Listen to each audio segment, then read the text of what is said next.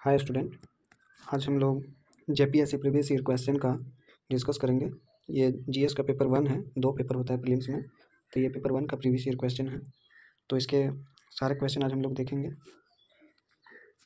जिसमें पहला क्वेश्चन है, निम्न में से कौन सा कथन भारत की लेटेराइट मृदा के संदर्भ में सत्य है।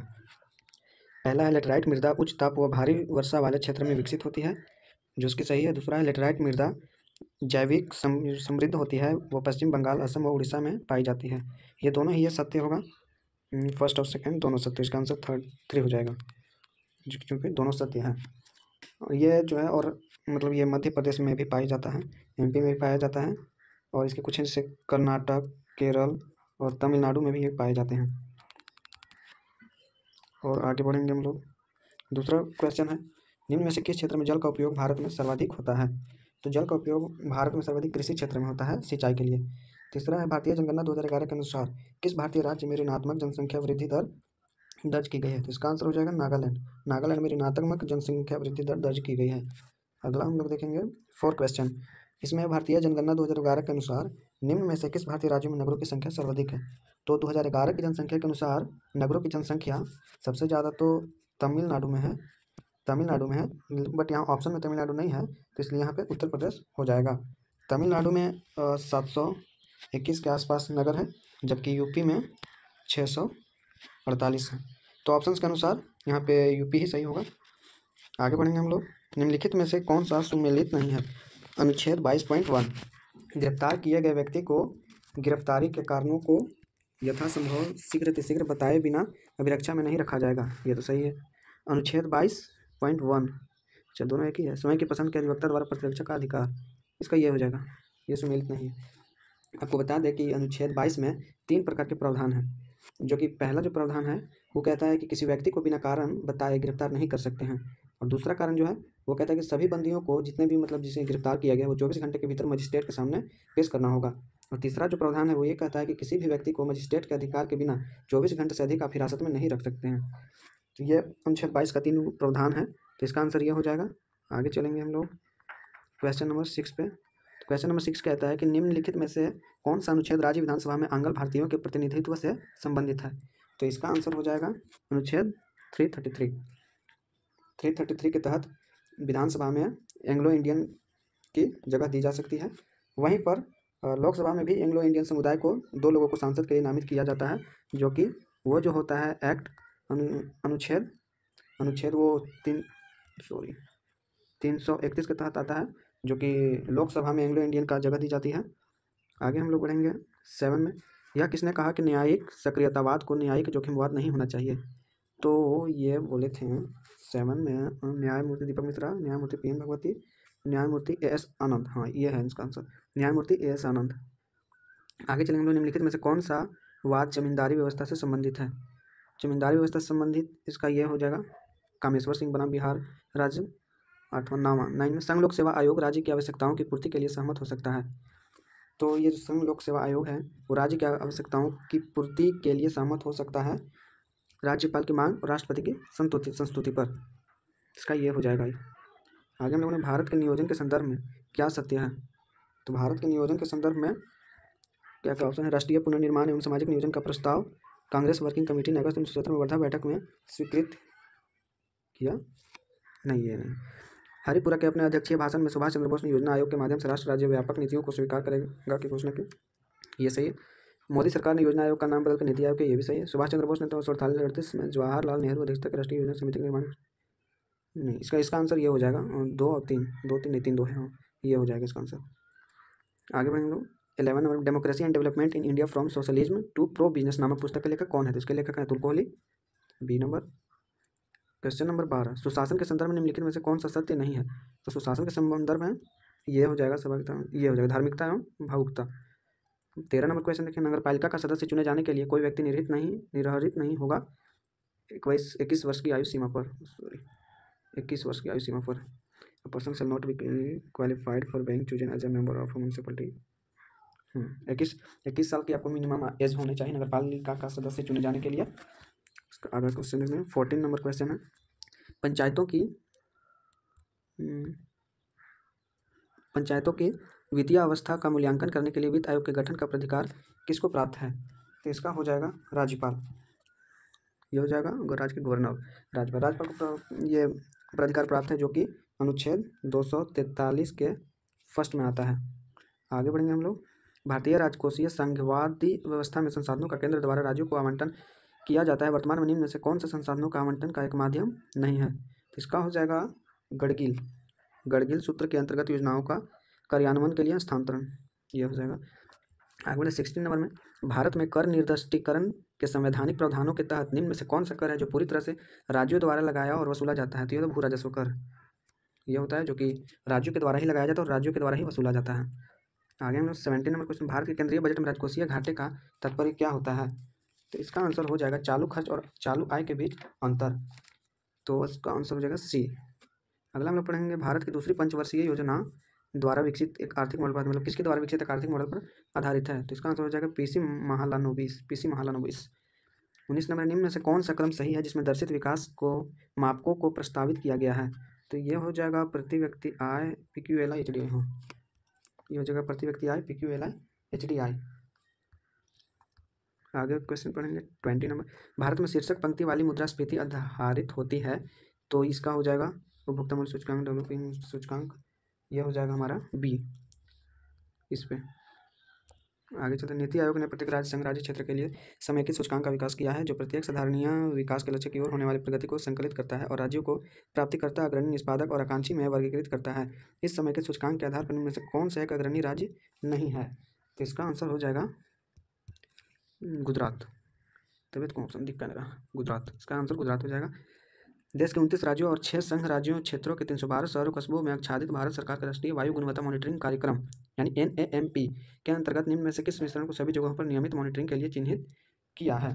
तो इसका आंसर हो जाएगा सल्फर डाइऑक्साइड, नाइट्रोजन डाइऑक्साइड, निलंबित करनी PM10 और PM2.5। हाँ, ये इसका आंसर ए हो जाएगा। आगे बढ़ेंगे हम लोग। क्वेश्चन नंबर ये 22 था ना, ये 23। निम्न में से कौन सी एक संस्था ब्रेटन वुड संस्थानों से संबंधित नहीं है? तो संयुक्त राष्ट्र जो संस्था है वो ब्रेटन वुड संस्थानों से संबंधित नहीं है। तो इसका ये हो जाएगा। आगे बढ़ेंगे हम लोग 24, यदि एक समय अंतराल में बाजारिया शक्तियों द्वारा विनिमय दर 60 रुपये प्रति डॉलर से बदलकर 65 रुपये प्रति डॉलर हो जाता है तो क्या होगा? तो रुपये का मूल्य ह्रास होगा और क्या, ये हो जाएगा आंसर। आगे बढ़े, गुणसूत्रों की वंशागत का सिद्धांत दिया था, कौन दिया था? तो यहाँ पे फट से लोग मेंडल मार देंगे, जो कि बिल्कुल गलत है। इसका आंसर हो गया एसुटन ने बावेरी। आगे बढ़ते हैं हम लोग 26 में, हिग्स बोसान को इससे भी जाना जाता है। हिग्स बोसान को गॉडकन के नाम से जाना जाता है। यह होगा आंसर 27। प्रकाश उत्सर्जक डायोड के कार्य करने का सिद्धांत है, प्रकाश उत्सर्जक डायोड के कार्य करने का सिद्धांत है वैद्युत संदेप्ति। यह हो जाएगा इसका आंसर फर्स्ट ए, वैद्युत संदेप्ति। इनमें से कौन सा विद्युत चुंबकीय तरंग का उदाहरण नहीं है? तो इसका आंसर हो जाएगा पराध्वनिक तरंग यानी कि ध्वनि।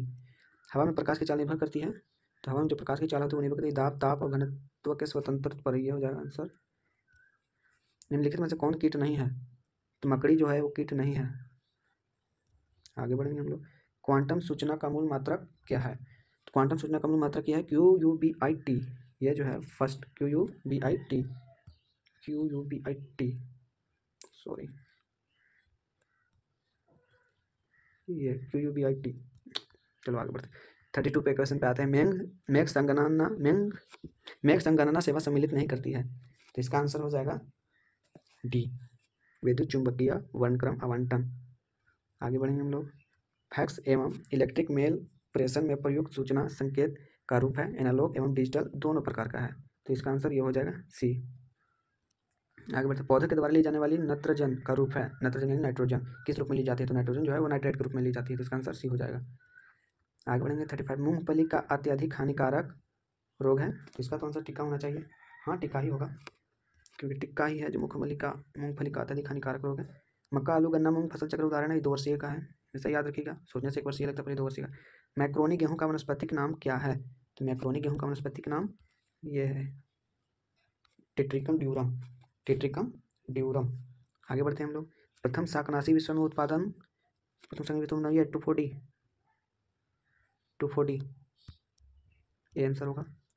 आगे बढ़ते हैं 39। भारत में विदेशों में बहुतायत में निर्यात की जाने वाली आम की कौन सी प्रजाति है? ये हो जाएगा अल्फोंसो। इसका हो जाएगा अल्फोंसो। ये लंगड़ा आम, ये 2 हम लोग खाते हैं जो। आगे बढ़े, मुगलों के समय झारखंड प्रदेश को किस नाम से जाना जाता था? तो झारखंड प्रदेश को मुगलों के समय कुकरा के नाम से जाना जाता था। इसका आंसर हो जाएगा ए। आगे बढ़ेंगे, अंग्रेजों का झारखंड में सर्वप्रथम प्रवेश किस ओर से हुआ था? तो अंग्रेजों का झारखंड में प्रवेश हुआ तो सर्वप्रथम सिंहभूम की ओर से हुआ था। आगे बढ़ेंगे, भूमिज विद्रोह का नेता कौन था? भूमिज विद्रोह का नेता कौन था? तो भूमिज विद्रोह का नेता था भागीरथ, भागीरथ जित्रा भगत, नहीं भागीरथ, ये हो जाएगा बी आंसर, भागीरथ। नहीं नहीं नहीं, सॉरी सॉरी सॉरी, इसका ही गंगा नारायण होगा। ठीक है, मैं अभी क्या क्या, इसका आंसर हो जाएगा गंगा नारायण। ठीक है, सॉरी, भूमिज विद्रोह का नेता गंगा नारायण थे। आगे बढ़ेंगे हम लोग। 43, आदिवासियों का निवास स्थान टंडा के नाम से जाना जाता है, कि मतलब किस आदिवासियों का निवास स्थान टंडा के नाम से जाना जाता है? तो इसका हो जाएगा बिरहोर। इसका आंसर हो जाएगा बिरहोर। बिरहोर आदिवासी का जो निवास स्थान था उस टंडा के नाम से जाना जाता है, जो कि टंडा भाषा बोलते हैं। आगे बढ़ते हैं, आदिवासियों में विधवा पुनर्विवाह को मयारी कहते हैं। किस आदिवासियों में विधवा पुनर्विवाह को मयारी कहते हैं? तो इसका हो जाएगा आंसर कोरवा। कोरवा जो समुदाय होता है, अनुसूचित जनजाति का समुदाय है, उसमें पुनर्विवाह को मयारी कहते हैं। आगे बढ़ेंगे, घुमकड़िया का क्या तात्पर्य है? तो घुमकड़िया का तात्पर्य युवागिरी से है। सी हो जाएगा इसका आंसर। आगे बढ़ेंगे हम लोग 46 में, निम्नलिखित में से किस पर्व से पहाड़ी खड़िया की आर्थिक स्थिति उजागर होती है? तो इसका आंसर हो जाएगा फागो। कौन सा हो जाएगा? फागो। आगे बढ़ेंगे हम लोग, पालकोट की गुफाएं में अवस्थित, पालकोट की गुफाएं कहाँ अवस्थित है? तो पालकोट की गुफाएं जो है झारखंड के गुमला में अवस्थित है। तो इसका आंसर हो जाएगा डी। आगे बढ़ेंगे, लोहा गलाना आदिवासियों का एक पारंपरिक पेशा है। कौन सी आदिवासी है जिसका पारंपरिक पेशा लोहा गलाना है? तो इसका हो जाएगा असुर। असुर जो जनजाति है, इसका पारंपरिक पेशा लोहा गलाना है। आगे बढ़े, निम्नलिखित स्थानों में से किसे मंदिरों का नगर के रूप में जाना जाता है? यह हो जाएगा हमारा मलूटी। कहाँ? मलूटी, सॉरी, मलूटी जो है इसे मंदिरों का नगर के रूप में जाना जाता है। मलूटी में जो है 108 मंदिर पाए जाते थे पहले, शुरू में थे, पर अब मात्र 72 ही बचे हैं। यहाँ का मुख्य मंदिर है वो मौलिकछा मंदिर है। मौलिकछा, मौलिकछा मंदिर यहाँ का मुख्य मंदिर है। आगे बढ़ते हैं हम लोग, कैलाश पर्वत निम्न में से किस क्षेत्र में अवस्थित है? कैलाश पर्वत जो है तिब्बत में अवस्थित है, तो इनका आंसर हो जाएगा सी। आगे बढ़ेंगे हम लोग, विश्व की सर्वाधिक समस्यात्मक जलीय घास फूस है? तो इसका आंसर हो जाएगा, विश्व की सर्वाधिक जलीय घास फूस है, ये हो जाएगा इसका सी, इक्शोर्निया। आगे बढ़ेंगे लोग, 52 क्वेश्चन में, निम्न में से परमाणुीय बिजली घर और राज्य का कौन सा मेल गलत है? इसका हो जाएगा कल्पक्कम कर्नाटक। कल्पक्कम कर्नाटक इसका हो जाएगा, इसका आंसर ये है कल्पक्कम कर्नाटक। आगे बढ़ेंगे, वंशागतिक संपत्ति के बिक्री पर कौन सा कर लगता है? तो वंशागतिक संपत्ति के बिक्री पर पूंजी लाभ कर लगता है। तो इसका आंसर हो जाएगा ये बी, पूंजी लाभ कर। आगे बढ़ते हम लोग 54 की तरफ। 54 में क्या कहता है, निम्न में से कौन सा शास्त्रीय नृत्य अपने वर्तमान स्वरूप में मुगल परंपरा से प्रभावित है? तो इसका आंसर हो जाएगा कथक। आगे बढ़ेंगे हम लोग, निम्न में से कौन सा सर्वाधिक घरेलू रासायनिक प्रदूषण क्या कारण है? इसका आंसर हो जाएगा हमारा कोयले का जलाना, क्योंकि हर घर में लगभग लगभग कोयला जलता है। तो ये जो हो जाएगा हमारा सर्वाधिक घरेलू रासायनिक प्रदूषण का कारण बन जाएगा। आगे बढ़ेंगे, निम्न में से कौन लोहे धातु का, इसका आंसर हो जाएगा हेमेटाइट। ये फर्स्ट इसका हेमेटाइट आंसर हो जाएगा। 57 में आता है, निम्न में से कौन सी शहरी जीवन की विशेषता नहीं है? इसका आंसर हो जाएगा अनौपचारिक संबंध। इसका आंसर हो जाएगा अनौपचारिक संबंध। आगे बढ़ेंगे हम लोग 58 की तरफ। 1947 से पहले 26 जनवरी को कहा जाता था, तो इसका हो जाएगा पूर्ण स्वराज दिवस। ये पूर्ण स्वराज दिवस कहा जाता था 26 जनवरी को।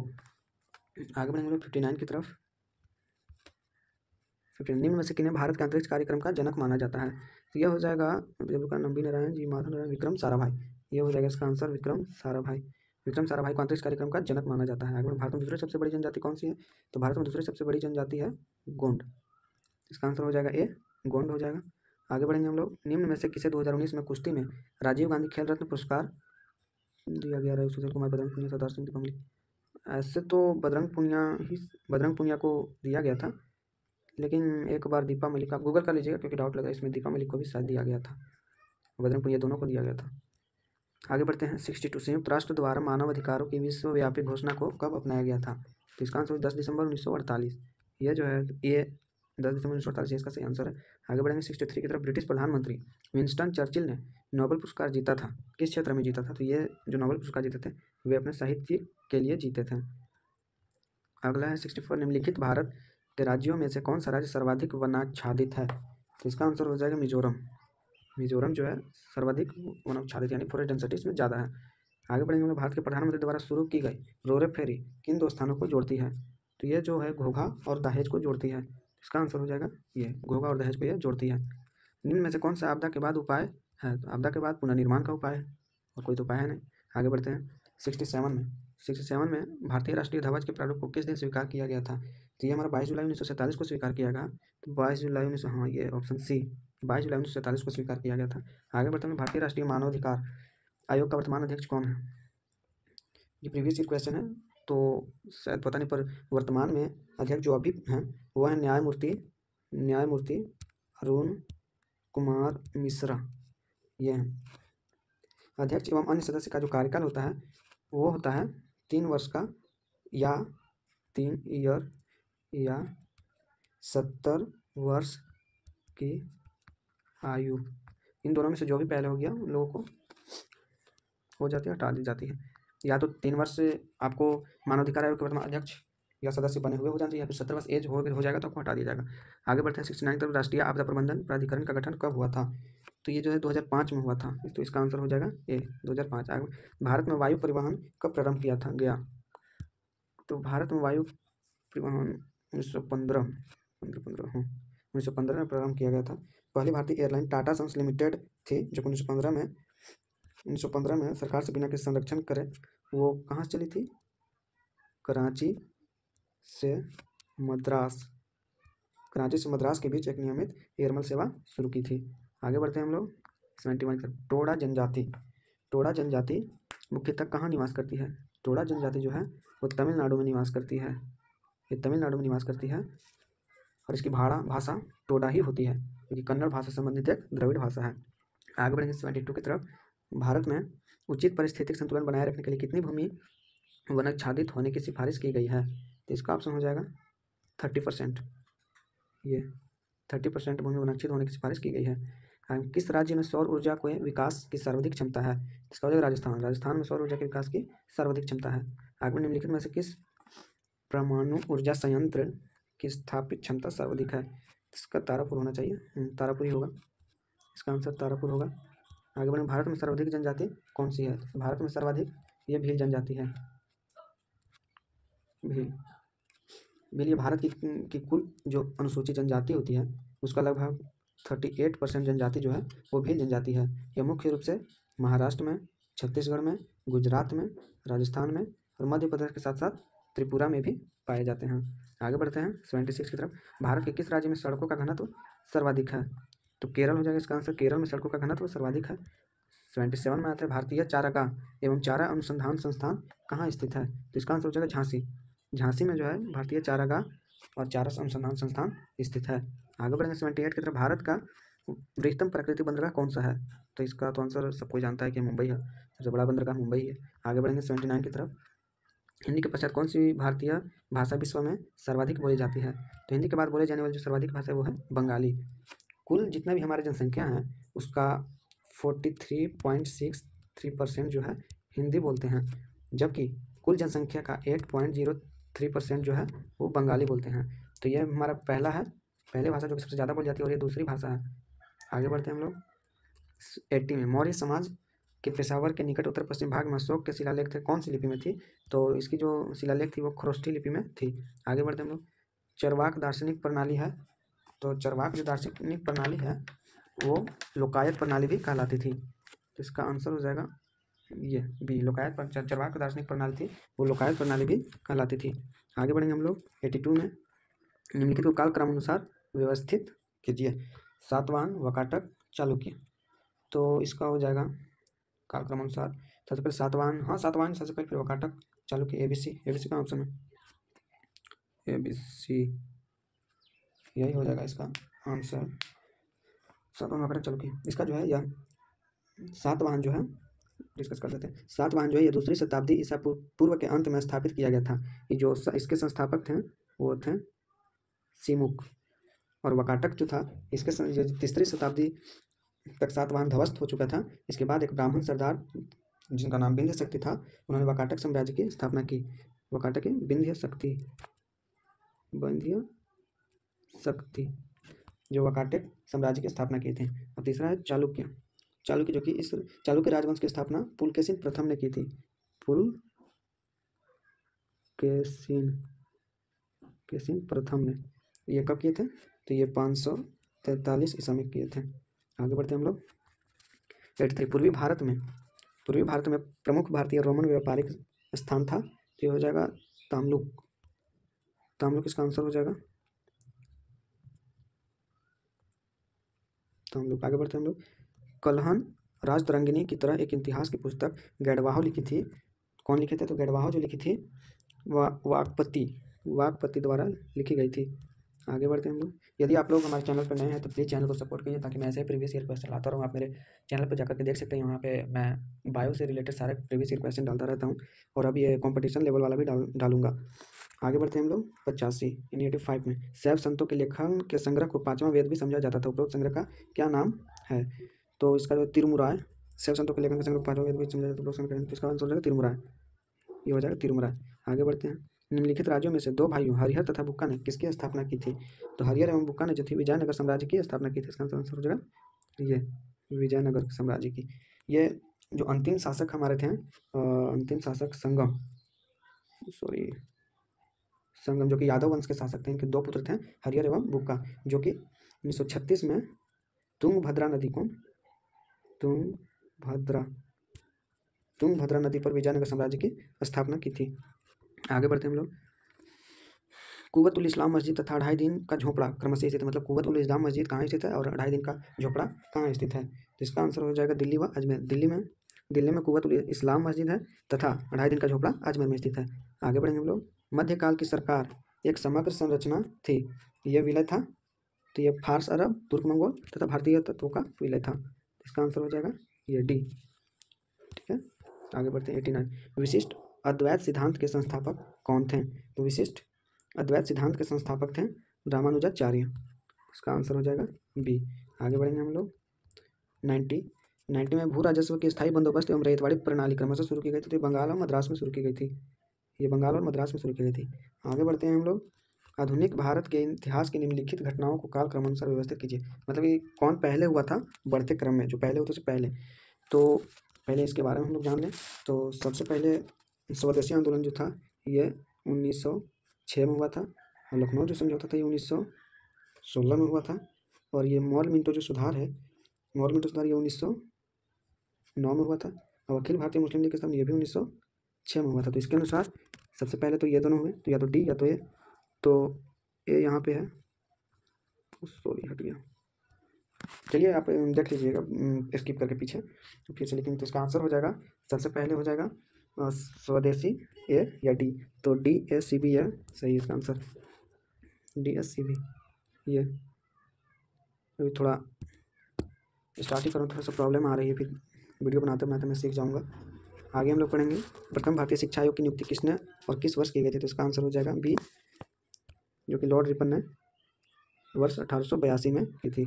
आगे बढ़ते हैं 93 की तरफ। निम्नलिखित में से किसने ब्रिटिश भारत में प्रांतीय स्वायत्तता शुरू की? तो इसका आंसर हो जाएगा भारत सरकार अधिनियम 1935, 1935। आगे बढ़ते हैं हम लोग। भारत में प्रिंटिंग प्रेस किसने और कब शुरू की थी? तो भारत में प्रिंटिंग प्रेस सबसे पहले पुर्तगालियों ने शुरू की थी, जो 1950 में शुरू की थी। आगे बढ़ते हैं हम लोग। निम्न में से कौन सा भारतीय राज्य भूटान के साथ सीमा नहीं बांटता है? तो इसका आंसर बिहार हो जाएगा। आगे बढ़ते हैं। निम्न में से भारत के किस भाग में सामान्यतः प्रवाल द्वीप पाए जाते हैं? इसका आंसर लक्षद्वीप के निकट प्रवाल द्वीप पाए जाते हैं। आगे बढ़ेंगे हम लोग 97 की तरफ। भारतीय उपग्रह श्रृंखला INSS-T एक उदाहरण है। किस चीज़ का उदाहरण है? तो ये मौसम विज्ञान संबंधित उपग्रह का उदाहरण है। इसका आंसर हो जाएगा ए। आगे आते हैं 98 में। निम्न में से कौन सा विशेष लक्ष्य नर्मदा नदी के लिए उपयुक्त है? तो इसका जो है संरचनात्मक मूल्य, यानी कि डी हो जाएगा इसका आंसर। आगे बढ़ेंगे हम लोग। भारत में निम्न में से किस तटीय प्रदेश में उत्तर पूर्वी मानसून से वर्षा होती है? इसका आंसर भी हो जाएगा कोरोमंडल तट, जो कि डी में स्थित है, कोरोमंडल तट। आगे बढ़ेंगे हम लोग। Last question. निम्न से कौन सा कथन पृथ्वी की गति के संदर्भ में सत्य है? फर्स्ट है जिसमें कि पृथ्वी अपने धुरी पर पश्चिम से पूर्व घूर्णन के कारण मौसम परिवर्तन होता है, ये तो सही है। सेकंड है पृथ्वी सूर्य के चारों ओर चक्कर लगाने के कारण धरती पर रात व दिन घटित होता है, ये भी सही है। इसका आंसर हो जाएगा फर्स्ट और सेकंड दोनों सत्य है, तो इसका ये आंसर हो जाएगा। और ये खत्म हो गया। जितने भी लोग हैं तो प्लीज़ मेरे चैनल को सब्सक्राइब कीजिएगा। यहाँ पे सारे कॉम्पिटिटिव एग्जाम तथा और भी जो प्रीवियस ईयर के जो क्वेश्चन आते हैं यहाँ पे अपलोड कर दूंगा मैं, आप देख सकते हैं। अभी थोड़ा वीडियो बनाने में दिक्कत आ रही है क्योंकि मैं स्टार्टिंग कर रहा हूँ तो प्रॉब्लम हो रही है।